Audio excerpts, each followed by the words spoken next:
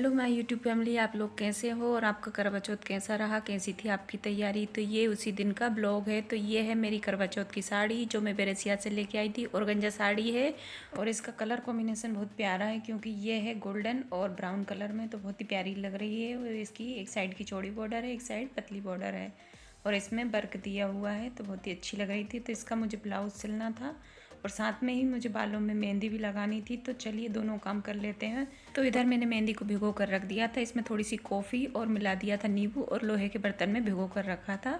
तो ये मैंने 2 घंटे के लिए रख दी थी। इधर मैं काट रही हूँ ब्लाउज़। तो ब्लाउज़ जैसे हम काटते हैं वैसे ही मैंने काटा है। अब मैं इसकी डिज़ाइन आपके साथ शेयर करूँगी। तो ये मैंने पीछे का पार्ट लिया है और ये है आगे वाला।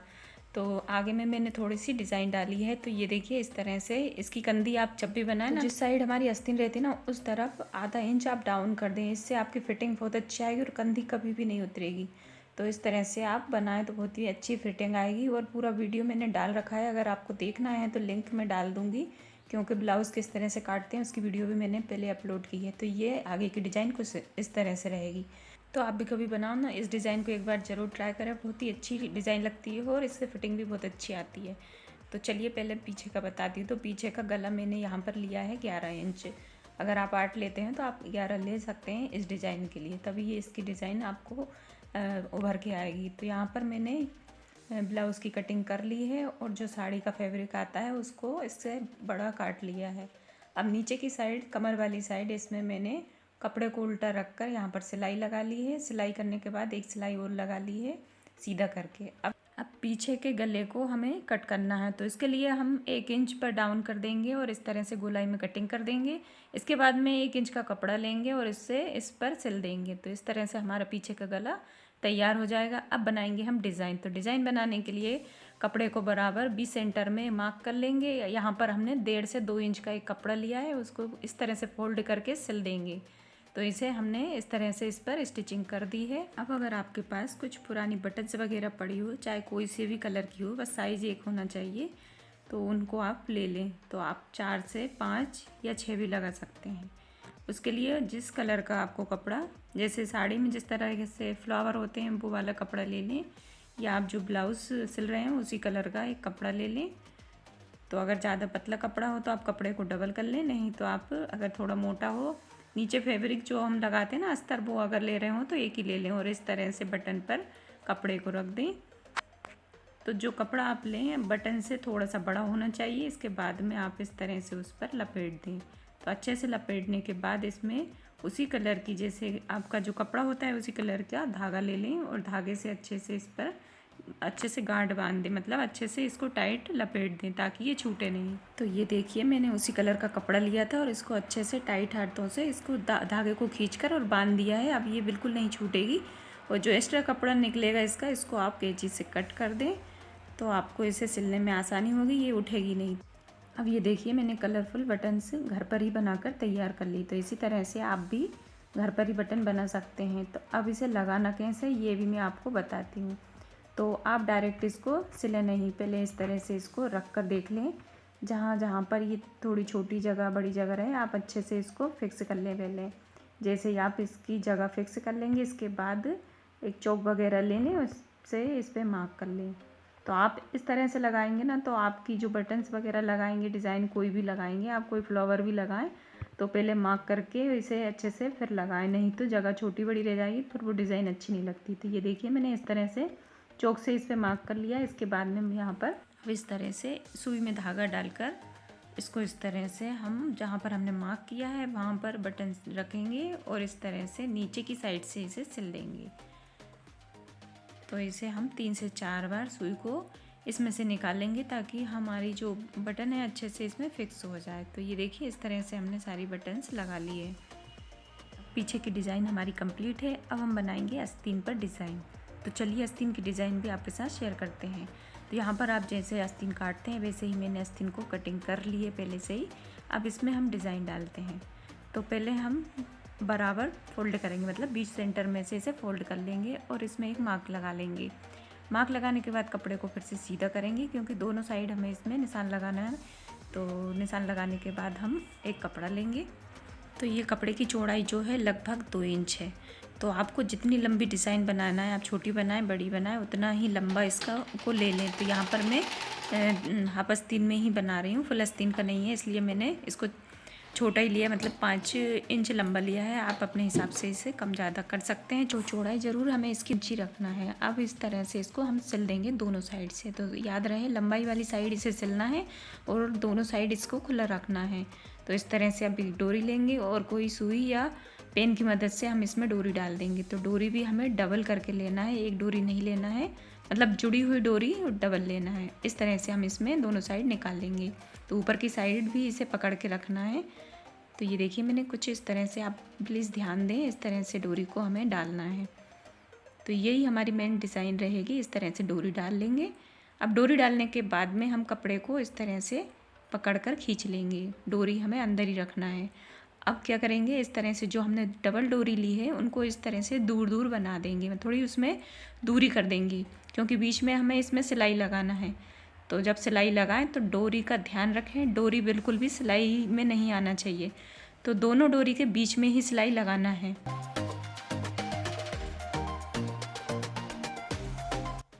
तो ये देखिए हमने यहाँ पर सिलाई लगा ली है। तो एक सिलाई लगा ली है। अब इसमें हम डबल से सिलाई लगाएंगे, मतलब दोनों साइड से इसमें सिलाई लगाना है, लेकिन बीच में से डोरी को छोड़कर। तो ये हमारी सिलाई लग चुकी है। अब ये देखिए इस तरह से हमारी ये डिज़ाइन रहेगी। तो जैसे ही आप पकड़ेंगे डोरी को और खींचेंगे तो ये आराम से खिंच जाएगी। अगर आप सिलाई में से दबा दोगे तो ये खिंचेगी नहीं, तो डिज़ाइन नहीं आएगी। तो ये देखिए ये हमारी बहुत ही प्यारी सी डिज़ाइन बनकर तैयार है। आप इसे अपने मन से जितना चाहें इसको खींचकर बांध सकते हैं। तो इस तरह से आप इसे खींच दें और बांध दें। तो इस तरह से हमने इसको बांध दिया है। डोरी को आप एक छोटी और एक बड़ी रखें। इससे इसे बांधने में जो लटकन लगाएंगे हम, तो वो एक नीचे और एक ऊपर रहेगी, तो वो देखने में बहुत ही सुंदर लगेगी। तो चलिए ये हमारी आस्तीन बनकर तैयार है। तो इसमें हम लटकन और बना लेते हैं।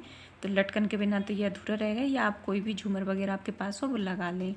तो यहाँ पर मैं लटकन बना रही हूँ। तो यहाँ पर मैं 3 इंच लंबा और 3 इंच चौड़ा कपड़ा ले रही हूँ। तो ये मैंने जो साड़ी में लेस थी उसी का कपड़ा यूज़ किया है। इससे बहुत ही प्यारी लटकन बनकर तैयार होगी। तो ये देखिए इसे डबल फोल्ड कर लिया है और फिर एक बार और फोल्ड कर लेंगे। इसके बाद में जो हमारी डोरी है उसको इस तरह से रखेंगे और दोनों साइड से इसको हम सिल देंगे। तो ध्यान दें इस तरह से जो इसका बंद भाग है वहाँ पर हमें डोरी को रखना है और बंद वाले भाग की तरफ से जो 2 साइड से बंद हो उस तरफ से इसे सिलना है। तो दोनों साइड से इसे सिल देंगे। ये देखिए इस तरह से। तो ये हमने लटकन को सिल दिया है और सिलने के बाद इसको हम उल्टा कर देंगे।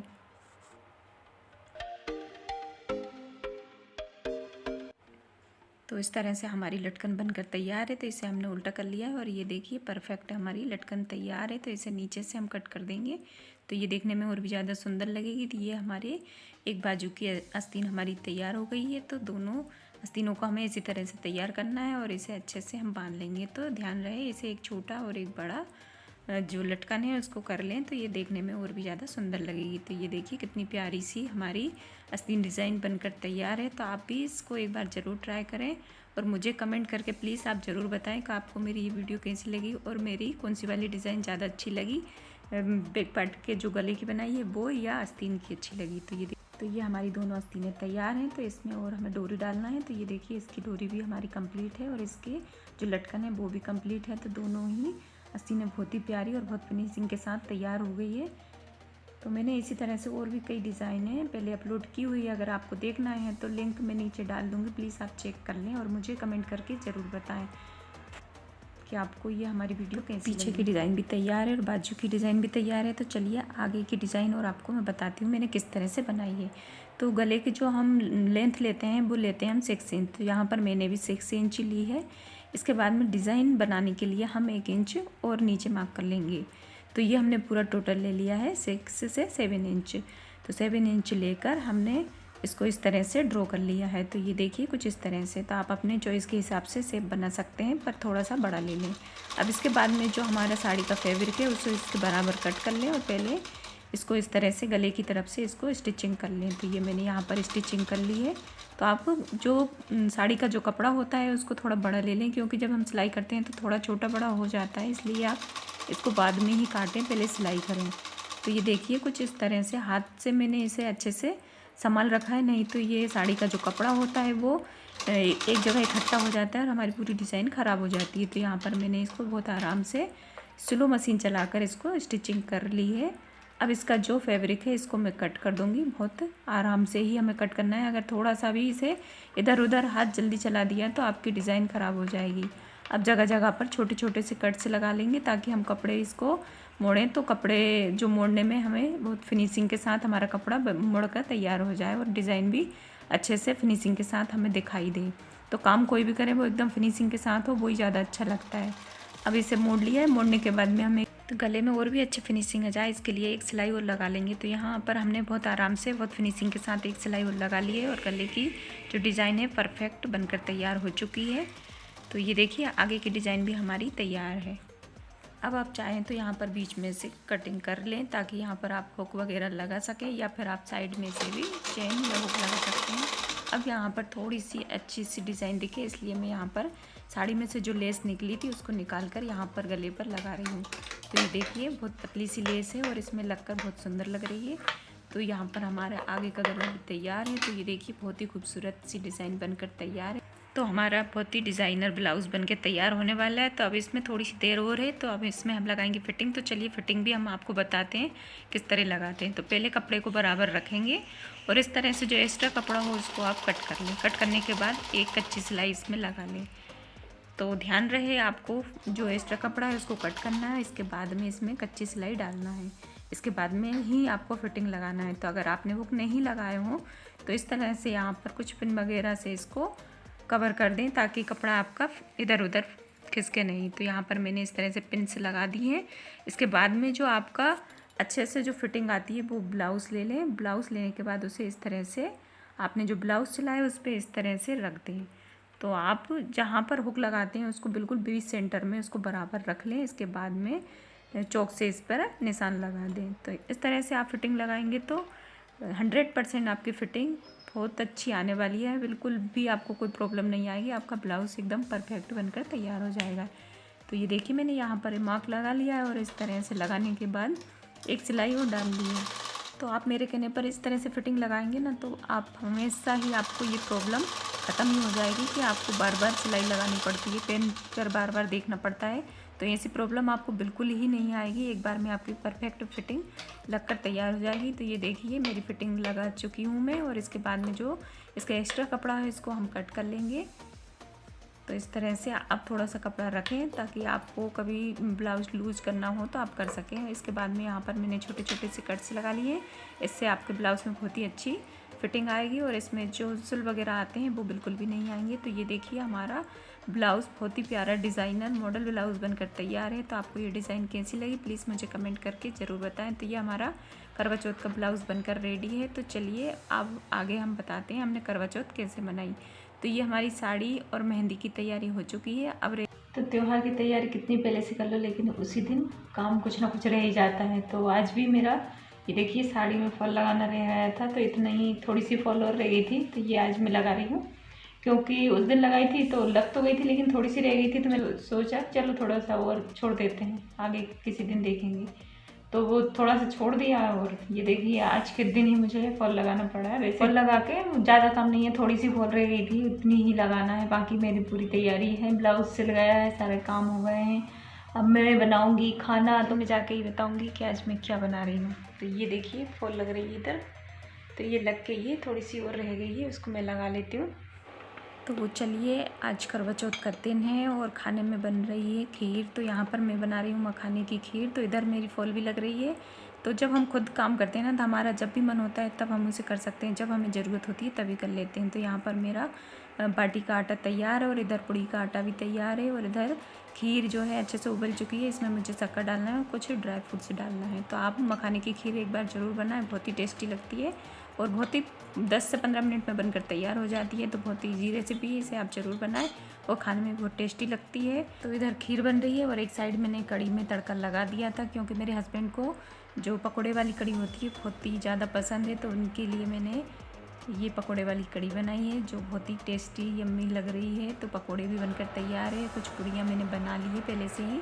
तो खाने की भी लगभग मेरी पूरी तैयारी है। तो ज़्यादा सब लोग पसंद नहीं करते हैं पूड़ी खाना, तो मैंने कुछ बाटी भी बनाकर तैयार कर ली है। और अब मैं हूँ तैयार होने के बाद में अब मैं जा रही हूँ पूजा की तैयारी करने के लिए।